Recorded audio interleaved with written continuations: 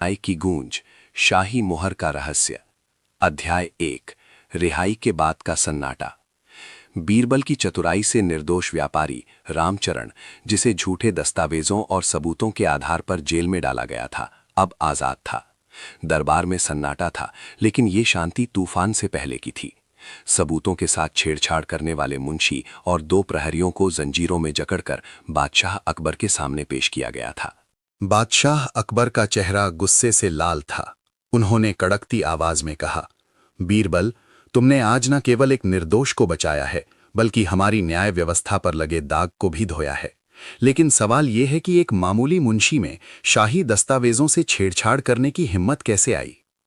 बीरबल ने सिर झुकाकर कहा, जहां पनाह, यही वो धागा है जिसे खींचना बाकी है। ये मुंशी केवल एक मोहरा है, शतरंज की चाल चलने वाला कोई और है। रामचरण, जो अभी अभी जेल से बाहर आया था, वो अभी भी कांप रहा था। उसने बीरबल के पैर पकड़ लिए। दीवान जी, आपने मुझे नया जीवन दिया है, लेकिन मुझे डर है, जो लोग मुझे फंसा सकते हैं वे मुझे मरवा भी सकते हैं। बीरबल ने उसे उठाया और कहा, डरो मत रामचरण, अब तुम शाही संरक्षण में हो, लेकिन तुम्हें मुझे वो सब बताना होगा जो तुमने उस रात देखा था, जब तुम्हारे गोदाम से चोरी का नाटक रचा गया था। अध्याय 2। काली स्याही का राज। अगले दिन बीरबल ने उस मुंशी, जिसका नाम दीनानाथ था, की कोठरी की तलाशी ली। दीनानाथ ने अपने मुंह पर ताला लगा रखा था। उसे डर था कि अगर उसने अपने आका का नाम लिया तो उसका परिवार खत्म कर दिया जाएगा। बीरबल ने दीनानाथ की मेज पर रखी शाही स्याही की दवात और कुछ फटे हुए कागज देखे। बीरबल ने उन कागजों को ध्यान से देखा। वे कागज सामान्य नहीं थे, वे बाम्बू पेपर थे, जो केवल शाही खजाने के रिकॉर्ड के लिए इस्तेमाल होते थे। बीरबल ने एक कागज के टुकड़े को रोशनी में देखा। उस पर एक धुंधली सी मुहर थी, एक फन फैलाए हुए सांप का निशान। बीरबल तुरंत अकबर के पास पहुंचे। जहां पना, ये मामला सिर्फ रामचरण को फंसाने का नहीं था। रामचरण का गोदाम शहर की उत्तरी दीवार के पास है। वहां से शाही खजाने का अनाज दूसरे राज्यों में तस्करी किया जा रहा है। रामचरण को इसलिए फंसाया गया ताकि उसका गोदाम सील हो जाए और अपराधी उस गोदाम का इस्तेमाल अपने काले धंधे के लिए कर सकें। अकबर चौंक गए। तो क्या हमारे प्रशासन में कोई गद्दार है? जी हुजूर, बीरबल ने कहा, और ये सांप के निशान वाली मोहर मुझे एक पुराने दुश्मन की याद दिला रही है। हमें जाल बिछाना होगा। अध्याय 3। बीरबल का स्वांग। बीरबल ने योजना बनाई। ये जाहिर किया गया कि रामचरण को बरी करने के बाद मामला रफा दफा हो गया है। दीनानाथ को भी ये खबर भिजवाई गई कि उसे जल्द ही देश निकाला दे दिया जाएगा, ताकि असली अपराधी को लगे कि खतरा टल गया है।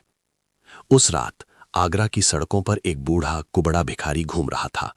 ये कोई और नहीं बल्कि बीरबल थे। वे रामचरण के उस सील किए गए गोदाम के पास जाकर बैठ गए। आधी रात के बाद 2 बैलगाड़ियां चुपचाप गोदाम के पीछे रुकीं। 2 नकाबपोश आदमी उतरे।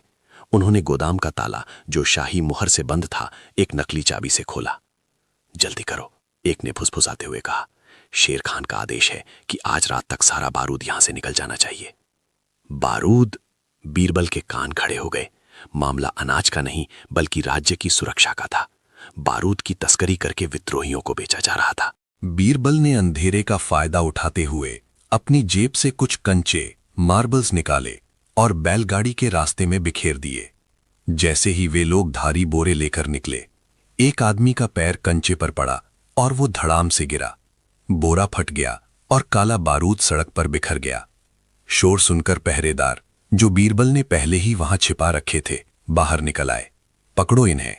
दोनों तस्करों को पकड़ लिया गया, लेकिन बीरबल जानते थे कि शेर खान अभी भी पकड़ से बाहर है। अध्याय 4। शेर खान की पहचान। अगले दिन दरबार में पकड़े गए तस्करों से पूछताछ हुई। कोड़ों की मार के आगे वे टूट गए। उन्होंने बताया कि शेर खान दरअसल कोई बाहरी डाकू नहीं, बल्कि शाही सेना का एक उच्च अधिकारी, सेनापति शमशेर का कोड नाम है। पूरा दरबार सन्न रह गया। शमशेर, जो बादशाह का विश्वास पात्र था, वो गद्दार कैसे हो सकता है? शमशेर उस वक्त दरबार में मौजूद था। उसने गुस्से में तलवार निकाल ली। ये झूठ है, बीरबल मेरे खिलाफ साजिश कर रहा है, शमशेर ने दहाड़ा। बीरबल शांत भाव से अपनी जगह पर खड़े रहे। उन्होंने कहा, जहांपना, मैंने दीनानाथ के घर से जो कागज बरामद किए थे, उस पर जिस स्याही का इस्तेमाल हुआ था, वो नीले खास है। ये विशेष स्याही केवल 3 लोगों के पास है, आप, वजीर आला और सेनापति शमशेर। बीरबल ने आगे कहा, और सबसे बड़ा सबूत ये है कि कल रात गोदाम के पास जो बैलगाड़ी पकड़ी गई उसके पहियों पर लाल मिट्टी लगी थी। ये लाल मिट्टी केवल आगरा के पश्चिमी किले के अस्तबल में पाई जाती है, जो सेनापति शमशेर की देखरेख में है। शमशेर का चेहरा पीला पड़ गया। उसने भागने की कोशिश की और बादशाह की ओर लपका। अध्याय 5 अंतिम चाल।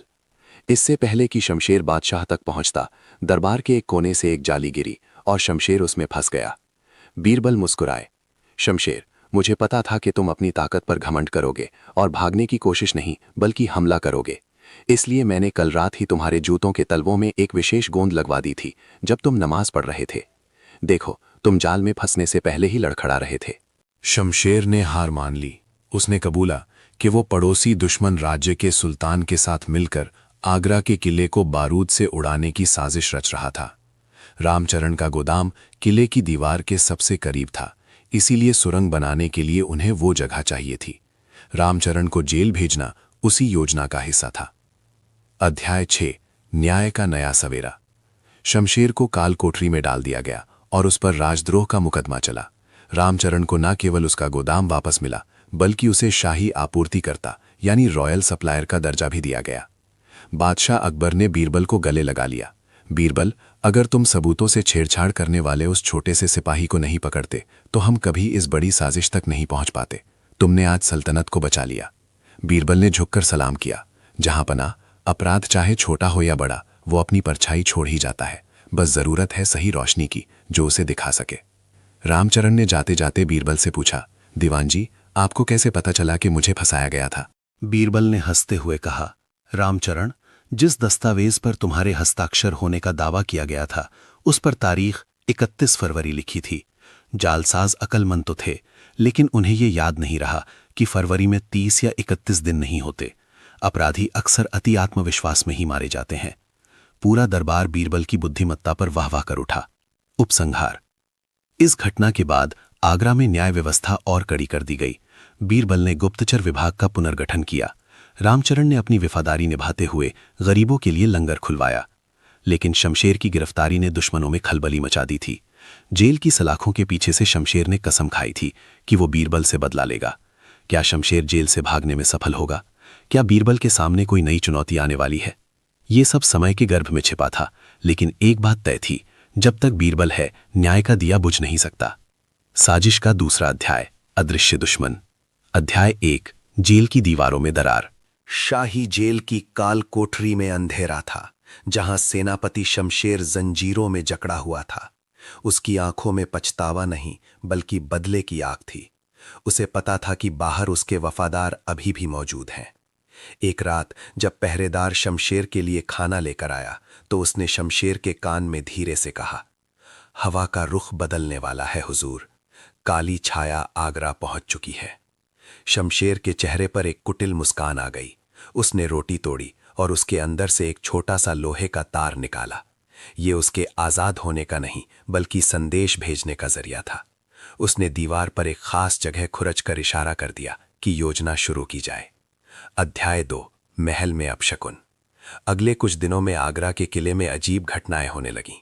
कभी शाही रसोई में आग लग जाती तो कभी बादशाह के पसंदीदा घोड़े बीमार पड़ जाते। बादशाह अकबर चिंतित थे। एक सुबह दरबार लगते ही खबर आई कि दीवाने खास का विशाल झूमर चैंडिलियर अचानक गिर गया। गनीमत ये थी कि उस वक्त बादशाह वहां नहीं थे, वरना अनर्थ हो जाता। अकबर ने गुस्से में कहा, बीरबल, शमशेर जेल में है, फिर ये सब कौन कर रहा है? क्या हमारे महल में भूतों का साया है? बीरबल ने झूमर की टूटी हुई रस्सी को गौर से देखा। रस्सी अपने आप नहीं टूटी थी, उसे किसी ने तेजाब डालकर कमजोर किया था। बीरबल ने गंभीरता से कहा, जहां पना, ये भूत नहीं बल्कि भितर घाती है। शमशेर का शरीर जेल में है, लेकिन उसका दिमाग अभी भी इस महल में चल रहा है। कोई है जो उसके इशारों पर नाच रहा है। अध्याय 3 पहेली और इत्र की खुशबू। बीरबल ने महल के हर कर्मचारी पर नजर रखनी शुरू की, लेकिन दुश्मन चालाक था। एक दिन बीरबल शमशेर से मिलने जेल गए। शमशेर चुपचाप बैठा था, लेकिन बीरबल की तेज नाक ने एक गंज महसूस की।